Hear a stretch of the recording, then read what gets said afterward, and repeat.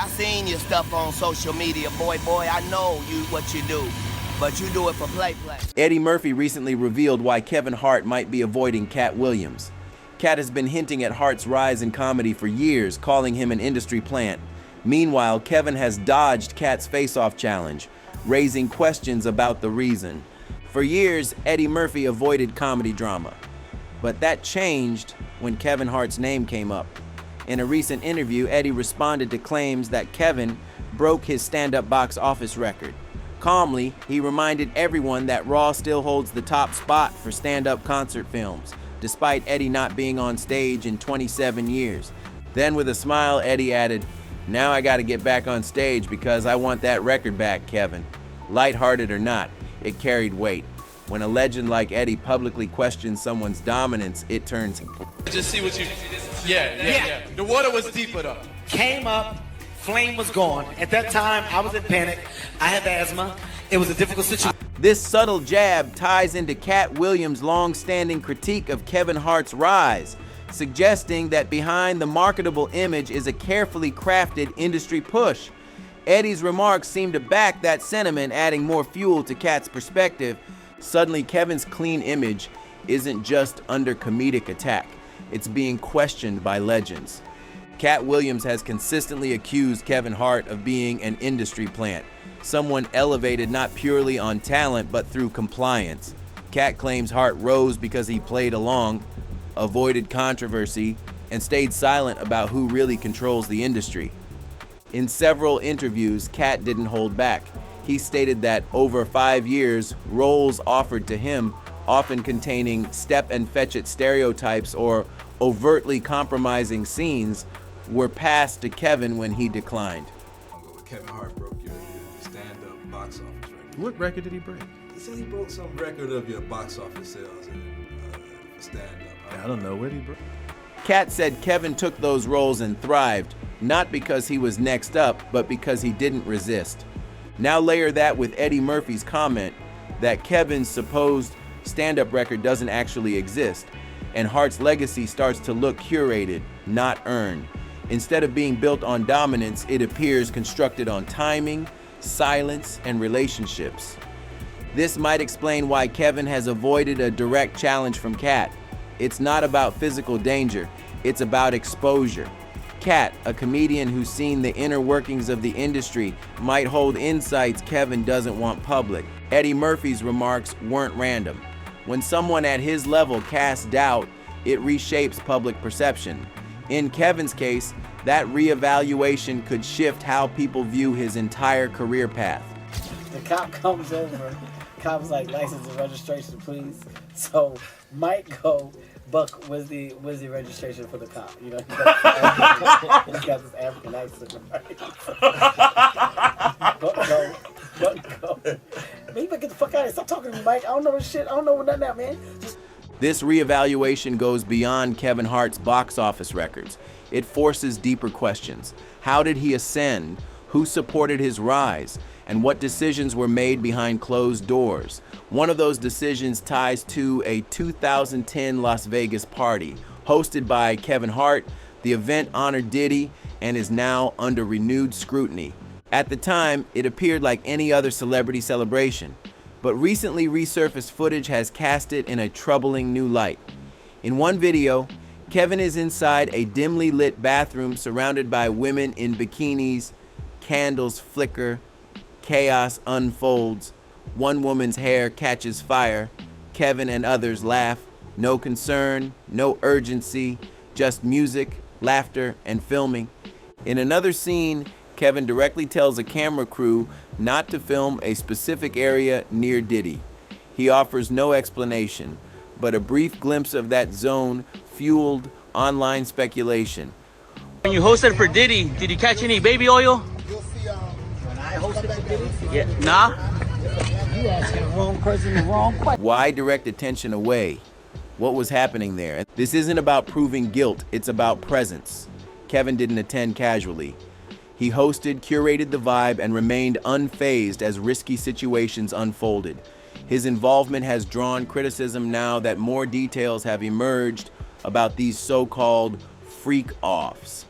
In 2024, federal investigators labeled Diddy's private events as exploitative gatherings, parties allegedly involving drugs, coercion, and disturbing behavior.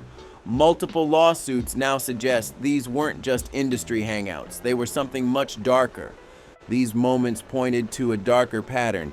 Kevin Hart hasn't been accused of any crimes, and there's no direct evidence linking him to the illegal activity being investigated. But that's not the focus. What matters is that he was present on camera, hosting the event as things around him spiraled into chaos. So when observers notice Kevin avoiding certain topics today, this context explains why. The footage is real. The timeline is intact. The connections have been established. When paparazzi asked about his link to Diddy, Kevin chose not to respond.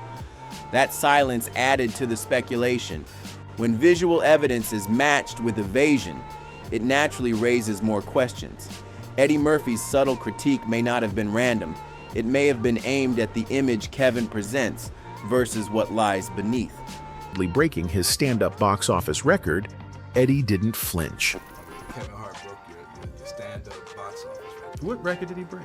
He said he broke some record of your box office sales in stand-up. I don't know. What did he break? He followed it up by reminding As that party footage made rounds online, more people started digging through Kevin's past. A different narrative began to unfold, one that clashed with his polished, marketable image. In 2013, he was arrested in Los Angeles for driving under the influence. Reports say he was speeding and nearly crashed into a tanker. Police noted signs of intoxication. Kevin later acknowledged the incident and admitted to poor judgment. Then came the 2017 cheating scandal. Kevin Hart had been married to Eniku Parrish for just over a year when footage emerged, allegedly showing him with another woman in Las Vegas. The matter escalated after an attempted extortion linked to the video. Hart posted an apology, calling it a major lapse in judgment. Eniku later confirmed during a Netflix documentary that she was pregnant at the time. When are we, or are we ever going to see you on stage again doing stand-up? I'm gonna do it again because I got to break Kevin's new record. I got to get back on the stage because this new record that Kevin got, I got to have it back. Kevin's history of controversy continued in 2018. When announced as host for the Academy Awards, old stand-up clips and tweets resurfaced. Many considered them homophobic. After initially refusing to apologize again, Kevin eventually stepped down from hosting and addressed the backlash online. None of these incidents stood alone. They followed a consistent pattern: denial, deflection, then apology only after pressure. These weren't just bad PR moments. They revealed choices shaped by strategy, not accountability. It painted a portrait of someone more focused on optics than genuine responsibility. The deeper concern comes from the environments he remained connected to. High-profile figures around him, including Diddy, faced serious allegations about private events, exploitation, and misconduct.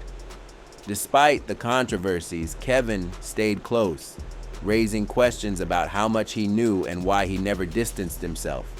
What do you think a plant is? Maybe people don't understand the definitions of these words. Kevin Hart has not been accused of any crimes. Still, his name often resurfaces in conversations about silence, influence, and proximity to power. The concern isn't legal, it's about the environments he chose, the moments he stayed quiet, and the decisions that appear calculated rather than coincidental. In 2024, Katt Williams appeared on Club Shay Shay and delivered more than just a casual interview.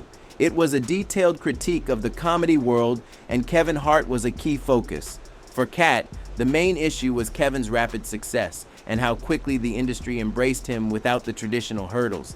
Katt argued that Kevin didn't follow the expected grind. While most comedians spend years earning their way up from small clubs, Kevin seemed to leap past those steps. That raised red flags for Katt, who found the narrative hard to believe. He also questioned the timeline presented in Kevin's Netflix documentary with Chris Rock. The story highlighted Kevin's rise through the East Coast circuit, but Katt challenged how that lined up with Kevin's early presence in Los Angeles, a city he would have needed to be working in at the same time for that origin story to be consistent. Katt Williams questioned how Kevin Hart could have built his career on the East Coast while simultaneously establishing himself in Los Angeles. To Katt, it didn't add up. The term industry plant wasn't used lightly. It was a serious accusation. In his view, a plant is someone inserted into the system, given unique access, and promoted as self-made despite bypassing typical barriers. Katt believed Kevin's rapid rise, consistent roles, and major deals didn't reflect the usual stand-up hustle. It appeared orchestrated. Kevin addressed these claims in a 2014 Oprah Prime interview, pushing back against the overnight success label. He explained that he'd spent nearly 2 decades in the business, learning from the paths of comedians like Eddie Murphy and Chris Rock. His home, he said, was filled with images of those legends driving his ambition daily. "I've paid my dues," Kevin insisted. "What separates me is my drive." In 15 years in Hollywood, no one in Hollywood has a memory of going to a sold-out Kevin Hart show, there being a line for him ever getting a standing ovation at any comedy club. But Katt argued that the conversation shouldn't just focus on hard work. It should ask who opened the doors most comedians never even get to see. As discussions about Kevin's rise intensified, Katt expanded his criticism. He went beyond questioning Hart's timeline. He criticized the entire entertainment structure. According to him, Hollywood isn't a merit-based arena. Gatekeepers control access, and Katt claimed Kevin had become one of them. To support this, Katt brought up Kevin's relationship with Tiffany. Tiffany Haddish may now be a household name, thanks to her breakout role in Girls Trip and hosting Saturday Night Live, but her path wasn't always smooth. In a 2018 Vanity Fair interview, she revealed her struggles with homelessness and living in her car while pursuing comedy. During that time, Kevin Hart noticed her situation at the Laugh Factory and stepped in. He gave her $300, suggested she get a hotel room, and advised her to write down her goals and follow them step by step. She took his advice seriously, booking a motel, setting targets, and gradually achieving them. Her vision included dream collaborations, desired roles, and long-term milestones in comedy. But not everyone embraced the polished version of her rise. Katt Williams voiced skepticism during an interview on V103's Frank and Wanda in the Morning. He challenged Haddish's standing as a top-tier comedian. Though she'd been performing since her teens, he claimed the industry had rushed to crown her success. "You can't tell me your favorite Tiffany Haddish joke," Katt said, suggesting her lack of a stand-up tour or comedy special was telling. He questioned whether she wrote her own material, could carry an hour-long performance, or had simply become a marketable figure promoted before she was fully prepared for the spotlight. We want to thank you. Come here. Don't sit on the bed at night. No homo. No, just don't get close to the bed. Don't get close. But it's just like, yo, we want to thank you for hosting the thing, man. It's been a pleasure. You didn't have to do it, and you did it. No. I definitely didn't have to do it. I definitely. Katt Williams took things further when he challenged Tiffany Haddish's rise, saying the industry was quick to elevate her while dismissing veterans like Monique.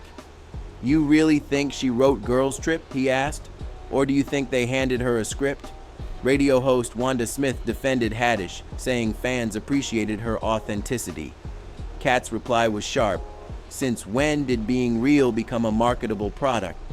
He suggested that part of Haddish's appeal was tied to her openness about being attracted to white celebrities like Brad Pitt, implying that such comments made her more palatable to an industry still dominated by old power dynamics. He then turned the spotlight to black female comedians who've been in the game for years but remained overlooked, naming Luanell, Ms. Laura, and Melanie Camarco as examples of talent the industry has failed to support. Kevin Hart didn't stay silent. Appearing on The Breakfast Club with Haddish, he went on the offensive. Addressing Katt directly, he said, "You had the shot. You were set up to be the star, but you didn't show up to work."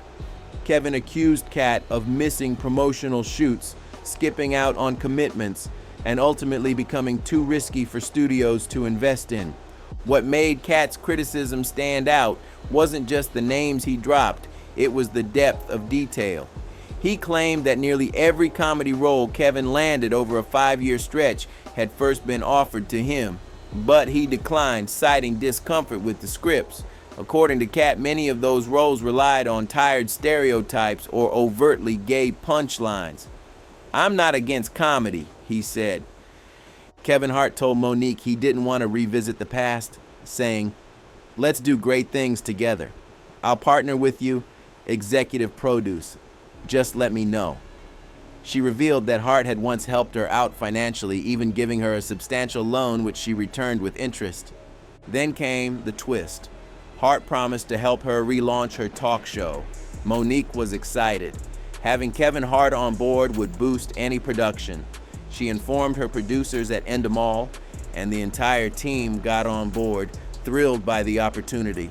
But just 2 weeks later, Endemol informed her that Kevin Hart's manager, Dave Becky, called to say Kevin had changed his mind. Monique tried to reach Hart directly and received only a vague response.